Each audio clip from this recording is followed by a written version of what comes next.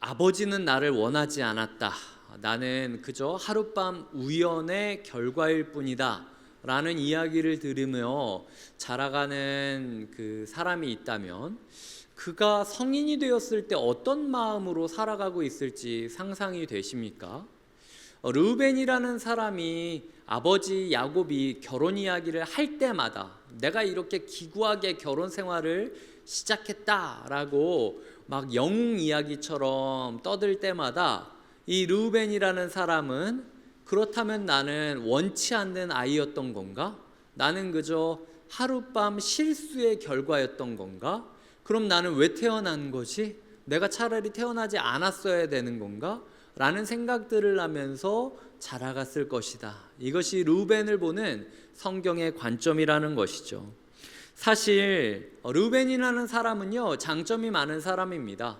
그는 야곱의 첫 번째 아들이었기 때문에 주목도 많이 받았고, 또 첫 번째 아들이니까 다른 아들에 비해서 준비할 수 있는 여력도 더 있었고, 모든 일을 할 때마다 한 걸음 앞서서 하는 것 같은 느낌을 주었던 거죠. 뭐 동생들이 막 기어다닐 때 형아는 막 뛰어놀고 이러는 모습이었으니까. 그리고 나중에 아버지 야곱이 그를 축복할 때에 너는 위풍이 월등하고 권능이 탁월하다라고 이야기를 할 정도였고, 그 이야기를 할 때 야곱의 다른 아들이 막 손들어서 나는 그렇게 생각 안 하는데요? 별로 월등하지 않은 것 같은데? 이런 이야기하는 사람이 없었다라는 겁니다. 다 야곱의 아들들 또한 르우벤이 뛰어난 사람이라는 것은 인정하는 삶을 살았다라는 거죠. 이렇게 장점이 참 많은 사람인데요, 창세기는 르우벤이 그 장점을 가지고 얼마나 좋은 일을 했냐고 이야기한 적이 없습니다. 르우벤의 이야기는 창세기 안에서 온통 자신이 어렸을 때 받았던 그 콤플렉스, 나는 원치 않는 아기인가? 라는 지점부터 시작한 콤플렉스와 열등감 때문에 삶이 얼마나 짓눌리고 뭉개지고 어그러질 수 있는지를 보여주는 반면 교사의 모습으로 우리에게 보여질 때가 많다라는 거죠. 제가 그래서 오늘은 르우벤이 창세기에 등장했던 세 가지 본문을 들어서 이야기를 드리도록 하겠습니다. 먼저 첫 번째 이야기는 30장 14절 상반절을 띄워드릴 테니까 한번 읽어주셨으면 좋겠습니다. 시작. 밀 거둘 때 르우벤이 나가서 들에서 합 한 채를 얻어 그의 어머니 레아에게 드렸더니. 자, 보시면은 르우벤이라는 사람이 들판에서 합 한 채를 얻어서 어머니에게 주었다라고 이야기를 하는데요, 히브리어 성경을 보면은 이 합 한 채를 뭐라고 이야기하냐면 사랑의 열매라고 단어를 적고 있습니다. 그러니까 이 자체가 조금 묘한 말인 거죠. 사랑 속에서 태어나지 못했던 아들이 사랑의 열매를 엄마한테 가져다 준 이야기가 30장 14절에 있었던 이야기라는 거죠. 합한체라고 이야기하면 한자로 너무 어려울 수도 있는데요, 영어로 이 성경을 번역하면은 맨드레이크라고 불리곤 합니다. 예전에 뭐 소설이나 이런 것들을 그 신화나 이런 것들을 보신 분들은 맨드레이크라는 그 식물에 대해서 접하신 적이 있을 거예요. 최근에 해리포터라든지 이런 데도 나왔으니까.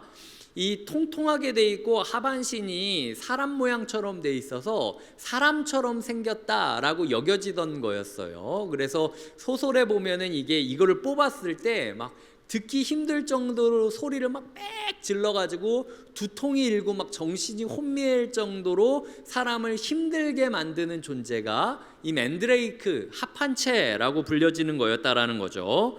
제가 인터넷으로 이 합한체에 대해서 살펴봤더니 이런 글귀가 있었습니다. 한번 띄워드릴 테니까 읽어주셨으면 좋겠습니다. 시작. 뿌리는 우울증, 불안, 불면증 등의 효과가 있고 예전에는 수술용 마취제로도 쓰였다.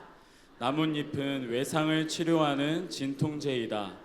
뿌리와 나뭇잎으로 만든 허브차는 흥분 효과가 있으며 심하면 마비 증상을 일으킨다. 네, 이게 약간 마약 그 복용한 것처럼 조금 몽롱하게 만들고 이 두통이 막 유발하게 됐어요. 그러니까 이 맨드레이크를 먹었을 때 진짜 막 정신을 못 차릴 정도로 비틀비틀 거리니까 사람들이 그걸 보면서 소설에 맨드레이크가 약간 이런 효과가 있는 것 같다라고 쓰였다라는 거죠. 아가서를 보면요, 7장인가에 사랑하는 남자와 여자가 등장합니다. 그런데 이 사랑하는 사람에게 이렇게 이야기를 해요.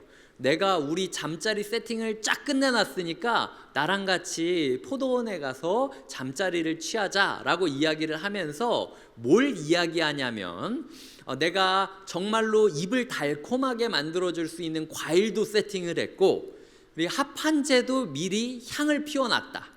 그래서 정말로 마치 아로마 오일이나 뭐 향초를 피워서 분위기를 한껏 낸 방을 묘사하는 것처럼 성경 안에서도 이 합판체를 피워서 연인끼리 이렇게 사랑을 나누는 모습을 그리고 있게 쓰여지고 있다라는 거죠.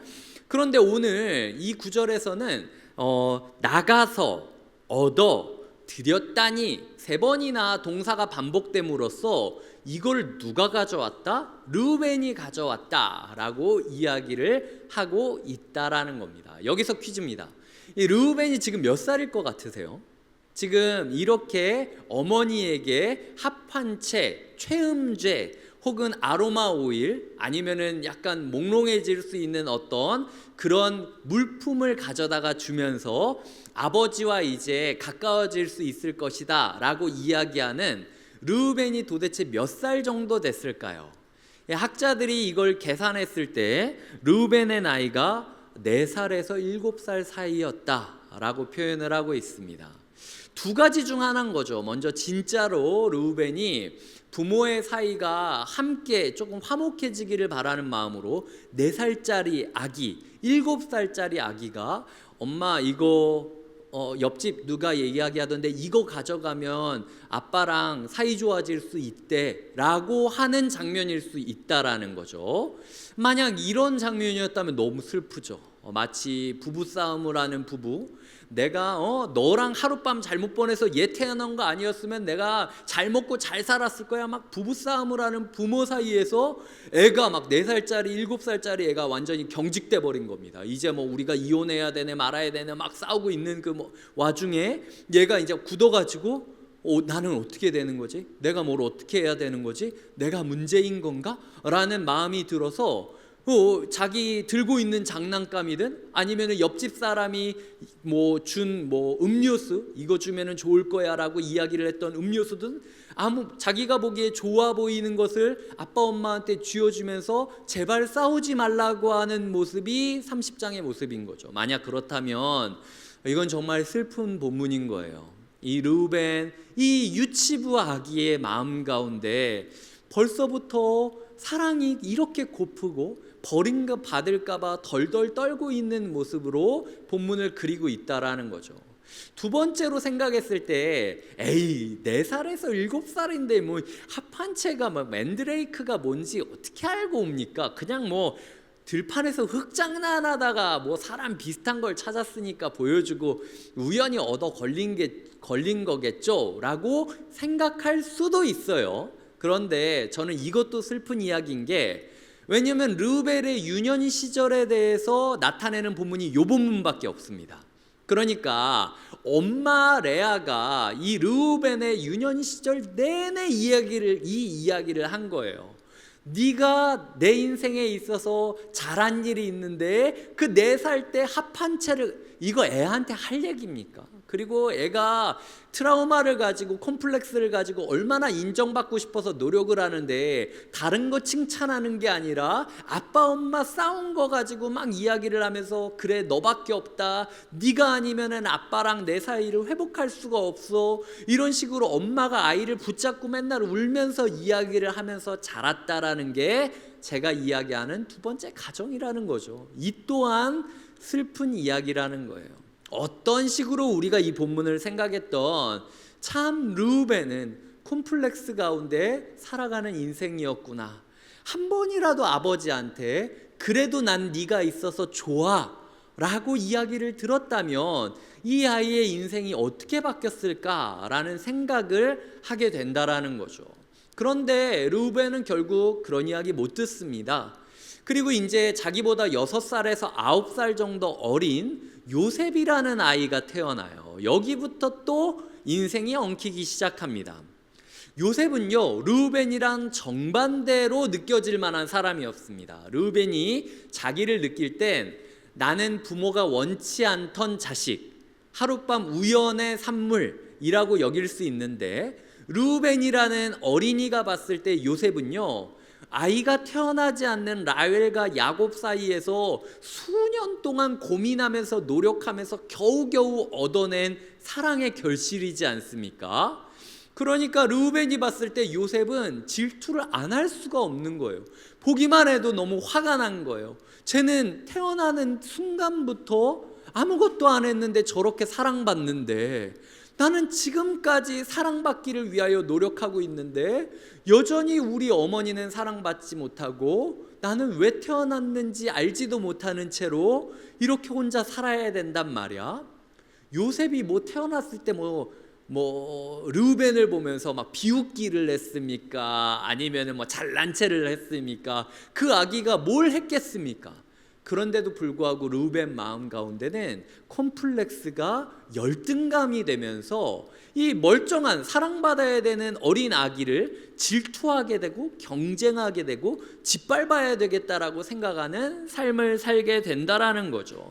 그의 콤플렉스와 열등감이 자신을 잘못 보게 했을 뿐만 아니라 타인의 인생까지도 망치기 시작하는 모습을 그리고 있다라는 거죠. 그렇게 10대를 보내고 이제 20대가 되는 장면이 등장합니다. 20살에서 23살 사이에 있었던 일인데요. 35장 22절을 띄워드릴 테니까 읽어주셨으면 좋겠습니다. 시작. 이스라엘이 그 땅에 거주할 때에 르우벤이 가서 그 아버지의 첩 비라와 동침함에 이스라엘이 이를 들었더라. 야곱의 아들은 12이라. 자, 이게 르우벤이 20살에서 23살 때에 있었던 사건입니다. 지금 어머니 라헬이 죽어요. 상중입니다. 상중. 그런데 지금 장례식 치른 지 얼마 되지도 않았는데 뜬금없이 이 장자 르우벤이 자기의 배다른 어머니 빌하라는 여자를 억지로 잠자리를 취하는 모습을 그리고 있다라는 거죠. 왜 성경이 이 이야기를 라헬의 장례식 뒤편에다가 썼을까? 거기다가 여기 보면은 르우벤의 배다른 어머니 이런 표현이 등장하는 게 아니라 야곱의 첩이다 라고 첩이라는 단어를 쓰고 있는데요. 이 첩이라는 단어가 어디서 등장하느냐? 사무엘하 16장에 보면은 똑같이 아들이 아버지의 첩을 억지로 취하는 장면이 나옵니다. 압살롬이라는 아들이 다윗을 반역을 일으켜서 왕궁을 얻었을 때 그의 그 군사 참모가 그에게 조언을 합니다. 지금 옥상에 다윗의 첩들을 다 데리고 올라가 가지고 강제로 잠자리를 하는 것을 온 백성이 보게 만들어라. 그래야 온 백성이 야 이제 다윗의 시대는 끝났구나, 자기 아내도 간수 못할 정도로 힘이 완전 빠지고 뒷방으로 그냥 쫓겨나 버렸네, 이제 권력은 압살롬부터 시작되는구나 라고 인정될 수 있도록 아버지를 뒷방으로 보내기 위한 조치가 이 첩을 취하는 모습이라는 거죠. 그래서 한글 번역으로는 사무엘하 16장에 후궁이라고 되어 있는데 그게 오늘 첩이라고 되어 있는 단어랑 똑같은 단어였다라는 거예요. 이게 두 가지 마음이 있었기 때문에 르우벤이 이 빌하라는 배다른 어머니를 강제로 취하게 되는 건데요. 첫 번째로는요, 제2의 라헬을 만들고 싶지 않았던 거예요. 왜냐면은 우리 엄마만 이제 본처고 라헬 때문에 그렇게 평생 괴롭혔는데 라헬이 없어진 거잖아요. 근데 마음에 두려움이 있었던 거죠. 혹시라도 아버지 야곱이 라헬을 너무 그리워한 나머지 라헬의 시종이었던 빌하에게 마음을 줘버리는 일이 있을까봐 비라를 일부러 머리채를 끌고 가가지고 억지로 취하면서 강제로 범하면서 얘기를 하는 거죠. 너는 첩일 뿐이야. 어디 본처의 자리를 노려. 앞으로 네가 기어오르면 내가 이렇게 너를 짓밟을 거야. 내가 너 이렇게 해도 아버지가 어떻게 할 수 있을 것 같아? 라는 식으로 아예 두 번째 라헬을 만들기를 완전히 제거해 버림으로써 다른 적들을 다 지우고 내 어머니만 사랑받는 아내로 남게 하려는 조치가, 그 두려움으로부터 시작된 조치가 이거였다라는 거죠. 두 번째로는요, 이 동시에 어떤 마음이 있었냐면 이 르우벤 마음 가운데 자기 문제만 너무 강하게 다가오게 된 거죠. 그러니까 내 컴플렉스, 내 열등감이 나를 완전히 지배하고 함몰시켜 버리니까 타인의 마음이 공감되지 않은 상황까지 무너져 버린 거예요. 그러니까 아버지는 지금 아내를 잃고 상중에 있는 거잖아요. 그런데도 불구하고 아버지의 마음은 한 번도 염두하지 않는 거죠. 이런 일이 있을 때 아버지의 상황이 어떤지 헤아리면서 해야 되는데 자기의 두려움이 앞서고 그게 왜곡된 삐뚤어진 폭력으로 막 사람들을 괴롭히면서 이렇게 얘기하는 겁니다. 어차피 내 인생 아버지가 한 번도 장남으로 인정하지 않았으니까 나도 아버지를 아버지라고 인정 안 할 거야. 나 평생 동안 상처받았어. 나 평생 동안 괴로웠어. 나보다 더 괴로운 사람이 있어? 그러니까 내가 이 정도도 못해? 네가 아무리 힘들어봤자 평생 동안 괴로웠던 나보다 더 힘들 수 있냐 마냐 라는 식으로 다른 사람들도 다 힘들어하는데 그 사람들의 마음은 전혀 헤아리지 않는다라는 거죠. 지금 비라의 아들이 둘이나 있었어요. 단이랑 납달리라는 배다른 형제가 르우벤 동생이었습니다. 그런데 이 단이랑 납달리 마음은 어떻겠어요? 자기 어머니가, 자기 형이 억지로 끌고 가서 동침을 하는데도 할 수 있는 게 아무것도 없는 상황이 되어버렸다라는 거죠. 그 무력감이 이 두 형제를 얼마나 괴롭히고 아파했겠습니까? 하지만 르우벤은 자기만 상처받았다라고 하면서 자기 동생들이 상처받는 것은 전혀 생각하지 못하고 분노를 확 쏟아내는 모습을 보여주고 있다라는 거죠. 이게 르우벤이 20대의 모습이었다라는 사실을 기억하셔야 돼요. 그리고 오늘 우리가 읽었던 본문은 르우벤이 시간이 조금 지나 이제 30대로 넘어가서 흘러가는 모습들을 그리고 있는 장면입니다. 이제 21절과 22절을 다시 한번 읽어보도록 할 텐데요. 붉은 글씨를 보시면서 르우벤이 뭐라고 말을 했는지 기억하시며 읽어주셨으면 좋겠습니다. 시작. 르우벤이 듣고 요셉을 그들의 손에서 구원하려 하여 이르되 우리가 그의 생명은 해치지 말자. 르우벤이 또 그들에게 이르되 피를 흘리지 말라. 그를 광야 그 구덩이에 던지고 손을 그에게 대지 말라 하니 이는 그가 요셉을 그들의 손에서 구출하여 그의 아버지에게로 돌려보내려 함이었더라. 여태까지 성경이 서술한 흐름이랑 조금 다른 이야기를 하는 거예요. 르우벤이 언제부터 이렇게 착했습니까? 르우벤이 언제부터 동생들을 이렇게 잘 돌봤습니까? 아니 자기 감정에 취해가지고 동생 두 명의 인생이 나락으로 떨어지는 거를 배려하지도 않은 채 자기 분노를 쏟아내던 사람이 르우벤인데 언제부터 착했다라고 요셉을 살려야 된다라고 이야기를 하고 있느냐, 이게 고민이었던 거죠. 근데 제가 책을 찾아보니까 한 학자가 뭐라고 이야기를 하냐면 당시 고대 근동사회에서 장남으로서 하는 역할 중 하나는 동생들의 안전을 지키는 것이었다라고 쓰여 있더라고요. 그러니까 동생의 목숨을 잃어버리게 만들 정도로 무능력한 장남이라는 타이틀을 갖게 될까봐 한편으로는 요셉이 진짜 괴롭힘 당하는 거를 너무 보고 싶은 마음도 있지만 괴롭히되 죽이지는 말아라, 구덩이에 던지되 죽이지는 말아라 라고 이야기하는 이중적인 모습을 그리고 있다라는 거죠. 이 장면 가운데 저는 르우벤의 마음 세 가지를 읽게 되었습니다. 첫 번째로는 르우벤 마음 가운데 요셉을 진짜 괴롭히고 싶었구나. 요셉이 아파하는 걸 보면서 마음의 짜릿함을 느낄 정도로 요셉이 괴로웠으면 좋겠다라고 생각하는 르우벤의 마음을 보고, 두 번째로는요, 아까 이야기했던 20대 초반의 일 때문에 그 집안 안에서 르우벤의 장남으로서의 권위는 다 추락해 버렸습니다.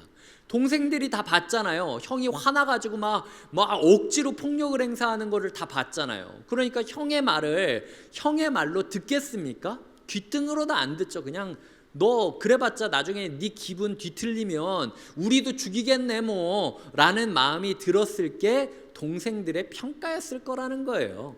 그러니까 요 기회를 통해서 동생들도 다 범죄자로 만드는 거죠. 그러니까 지금 보면은 이 르우벤이 이야기를 했으면 요셉 죽이지 마라고 얘기했으면 책임져야 되잖아요. 요셉 죽이지 마라고 이야기를 하고 자기는 딴 데 갔다 와요. 왜 그러냐면 내가 갔다 와서 야 분명히 내가 죽이지 말라 그랬는데 나는 안 죽이려고 그랬는데 너희는 요셉을 그렇게 괴롭혔단 말이야. 야 그러면 내가 20대 때 실수했던 거랑 니네가 지금 요셉한테 실수한 거랑 뭐가 다른데? 니네도 나랑 똑같은 거야. 나 욕할 자격이 없어. 그러니까 이제 나를 형으로 대접해줘야 돼 라는 식으로 내가 잘해서 장남의 권위를 회복하려고 하는 게 아니라 다른 형제들을 다 범죄자로 끌어내려가지고 우리도 다 똑같은 놈들이야 라는 식으로 얘기하며 장남의 권위를 되찾으려 했다라는 거죠. 그리고 세 번째로 이제 생각되어지는 마음은 그럼에도 불구하고 아까 이야기했듯이 장남이라는 타이틀은 잃어버리고 싶지 않았던 거예요. 무능력한 장남으로 남고 싶지는 않았다라는 거죠. 그런데 상황이 자기 마음대로 됩니까? 돌아와 봤더니 완전히 엉망인 거예요. 유다라는 그 중간에서 막 애썼던 사람이 아니면 요셉이 죽을 뻔한 일이 있었던 거고, 오죽 유다가 말려도 안 들으니까 그냥 미디안 상인한테 팔아 넘기자라고 중재안을 대서 요셉을 팔아 넘길 정도로 르우벤의 말은 형제들에게 귓등으로도 안 들렸다라는 거죠. 21절 22절 르우벤이 그렇게 강조하고 떵떵거리며 갔어도 동생들은 다 알고 있었던 겁니다. 저거 장남인 척하려고 그냥 그렇게 떳떳한 척하려고 그냥 위선을 떨고 있네 이런 식으로 생각을 하면서 형의 권위를 전혀 인정하지 않는 모습을 보고 있는 것이 그의 삶이었던 거죠. 그러니까 그는 평생 동안 첫째다운 첫째, 사랑받는 아들, 인정받는 형으로 살고 싶었지만 이제야말로 껍데기뿐인 장남으로 남겨진 자신의 모습을 보고 있다라는 거죠. 그래서 이 사람이 보면은 29절에 옷을 찢어요. 분명히 또 화를 내고 있습니다. 화를 내면서 뭐라고 이야기하냐면 30절에 보면 아우들에게도 되돌아와서 이르되 아이가 없도다. 나는 어디로 갈까? 라는 이야기를 하고 있다라는 거죠. 생각해 보겠습니다. 아이가 없으면 누가 어디로 갔냐라고 물어봐야 됩니까? 아이가 어디로 갔냐 물어봐야죠. 아이가 없는데. 그리고 아이를 찾으러 가야죠. 근데 아이가 없어졌는데 나는 어디로 갔냐라고 물어보고 아이는 찾지 않고 내가 어떻게든 이거를 만회할 수 있고 변명할 수 있는 방법을 찾기 위하여 채색 옷에 동물 피를 묻혀가지고 아버지한테 가는 모습을 그리는 게 오늘 본문이라는 거죠. 그에게는 오직 장자로서의 권위를 잃어버리지 말겠다라는 마음만 있었던 거예요. 내 인생에서 붙잡을 수 있는 유일한 정체성은 장자라는 것밖에 없는 거죠. 이 너무 슬프지 않습니까? 먼저 태어났다는 것밖에는 자랑할 게 없는 인생이 르우벤의 인생이었다라는 거죠. 아까 처음에 이야기 드렸듯 르우벤이 탁월하고 월등할 정도로 정말로 그의 능력은 인정받았지만 수많은 장점에도 불구하고 그의 콤플렉스와 열등감이 자기의 인생을 불행하게 만들고 타인의 인생을 왜곡하고 불안하게 만들어서 결국은 노예로 팔려가게 만들고 가정이 무너지게 만드는 모습으로 만드는 것이 그 르우벤의 인생의 결론이었다라는 거죠. 그래서 마치 그냥 방향을 잃고 헤매이는 사람처럼 나는 어디로 가야 되지? 나는 어떻게 해야 되지? 도대체 여기서 뭘 해야 되지? 방향을 잃고 표류하는 표류자의 모습으로 살아갔던 게 르우벤의 모습이었다라는 겁니다. 그래서 한 학자는 오늘 본문을 이렇게 표현하고 있습니다. 한번 읽어주셨으면 좋겠습니다. 시작. 허약한 지도자 르우벤은 아무런 계획도 마련할 수 없다. 그는 먼저 형제들에게 가서 그들과 맞서고 그 다음에 요셉을 추적하여 그를 구했어야 한다. 이제 르우벤은 자신을 문책할 아버지의 면전으로부터 도피해야 한다. 네, 이것이 오늘 성경이 그리고 있는 그렇게 장점 많았던 르우벤의 모습이었다라는 거죠.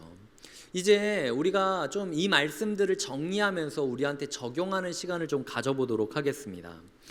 저는 이 자리에 앉아 계신 성도님들이 어떤 삶을 살아가고 있는지 신방을 통해서 아니면 기도를 통해서 깨닫게 될 때가 있어요. 근데 여기 계신 성도님들이 얼마나 장점이 많고 반짝반짝 빛나는 보석처럼 살고 계신지를 제가 알고 있고 확신하고 있습니다. 그런데 우리의 마음을 한번 돌아봐요. 우리의 마음에 있는 장점에 귀 기울이는 게 아니라 항상 마음 가운데 컴플렉스와 열등감이 있어서 아무리 주변에서 당신은 멋진 사람이라고 이야기를 해도 아니라고, 제가 집사님 진짜 좋은 분이라고 이야기를 해도 아니라고, 나는 진짜로 아무것도 없는 사람이라고 어떻게 하면은 자기를 흠집낼 수 있을지 노력할 정도. 이분이 지금 자기 인생에 대해서 어떤 마음으로 보고 있지라는 느낌이 들 정도로 자기를 계속 상처 주는 모습을 볼 때가 있다라는 거죠. 이 콤플렉스와 열등감이 자꾸 타인을 오해하게 만들고 버럭 내가 왜 화를 내는지도 모르게 화를 막 불쑥 내면서 막 폭포가 떨어지고 맨홀 뚜껑이 올라오듯 막 화를 냈다가도 어느새 갑자기 이 화가 끝나자마자 마음이 공허해지는 거예요. 나는 어디로 갈까 이야기하듯이 한없이 무력해져 가지고 목사님 제가 이래요. 맨날 이렇게 화내고 내가 이거 성질 좀 고쳐야 되는데 왜 그러는지 모르겠어요 라는 식으로 아니라고, 이제부터도 회복할 수 있다고 이야기를 해도 아니라고, 나는 쓸모없다고 막 이야기를 하면 마치 목사는 괜찮다라고 이야기를 하고 성도님들은 저에게 아니야 나는 죽어야 돼, 나는 이제 쓸모없어, 나는 버림받았어 라고 서로가 서로를 설득하는 모습이 우리의 삶이 아니냐는 거예요. 왜 우리 공동체는 계속 화를 내야 되고 무력감에 휩싸이고 죄책감을 느껴야 되고, 이렇게 아니면은 가족이 움직이지 않습니까? 이렇게 아니면은 교회가 굴러가지 않습니까? 꼭 그런 것만 있어야 됩니까?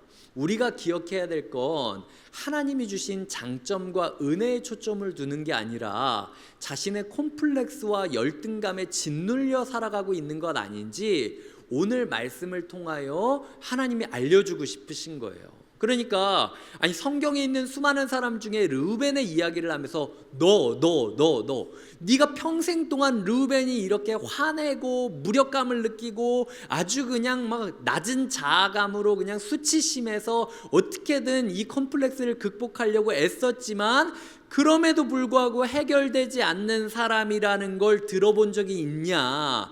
네가 그렇게 살고 있잖아. 내가 그렇게 노골적으로 오늘 설교를 통하여 네 마음을 후벼파고 있는데 너 또한 르우벤처럼 저는 괜찮습니다, 아무 문제 없습니다 라는 식으로 꽁꽁꽁꽁 이 열기, 이 분노, 이 죄책감과 무력감을 쌓아두다가 마치 주전자 뚜껑이 뻥 터지는 것처럼 어느 순간 나 스스로도 주체하지 못할 정도로 이유 없이 막 울컥거리고 막 화가 나고 소리를 지르지 않으면 해답이 없는 것처럼 그렇게 살아가는 인생이라면 이제 르우벤을 축복의 설계도로 여기고 너의 삶을 바뀌어야 된다라고 이야기하는 게 오늘 하나님이 우리에게 주시는 교훈이라는 거죠. 지나치게 과거에 묶여서 오늘 떳떳하고 당당하게 살아갈 자신을 잃어버리신다면 르우벤이 35장에서 어느새 물이 끓어버려 주전자를 터지게 한 것처럼 어처구니 없는 무리수를 두며 분노를 쏟아내게 되거나, 오늘 우리가 읽었던 본문처럼 껍데기만 남아서 어디로 가야 될지 모르는 채로 무력감과 죄책감과 좌절감을 누리며 누워있을 수밖에 없는 인생이 될 수 있다라는 게 오늘 결론인 겁니다.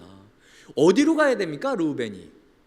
르우벤이요, 이렇게까지 인생이 망가지는데 한 번도 하나님을 찾지 않아요. 그의 인생을 그리는 장면 중에 단 한 구절이라도 그가 그래서 기도했다, 그가 그래서 예배했다, 그가 그래서 하나님을 찾았다, 그가 그래서 하나님을 아는 사람에게 도움을 구했다라는 구절이 하나도 없습니다. 르우벤이 가야 할 곳은 하나님밖에 없었어요.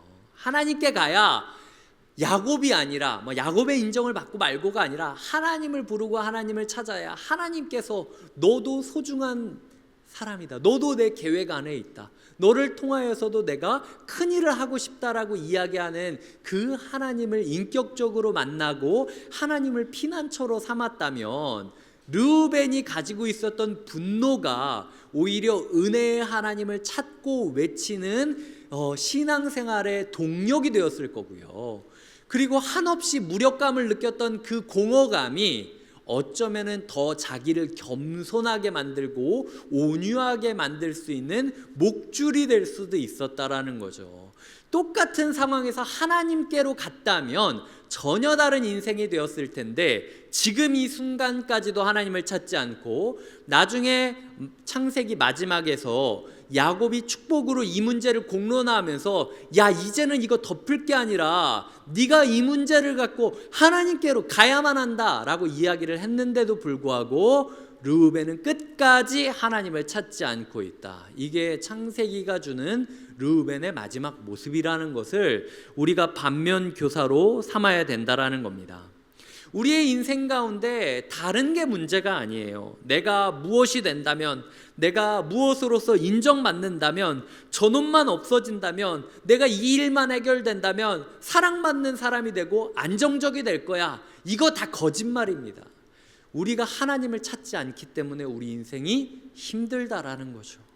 우리가 하나님을 찾는다면 똑같은 상황에서도 다른 결론을 내면서 다른 열매를 맺으면서 살아갈 수 있다라는 게 오늘 주님께서 우리에게 주시는 말씀임을 기억하시며, 어떤 콤플렉스라 할지라도, 어떤 열등감을 갖고 있다 할지라도 은혜 앞에 선 사람을 쓰러뜨릴 수 없다라는 마음 가운데 우리의 모든 문제를 진심을 하나님께 쏟아놓고 우리의 삶을 멈추고 하나님의 은혜로 말미암아 새롭게 씨를 뿌리고 열매를 맺는 변화의 시작점이 되시길 주님의 이름으로 부탁드리고 축복드립니다.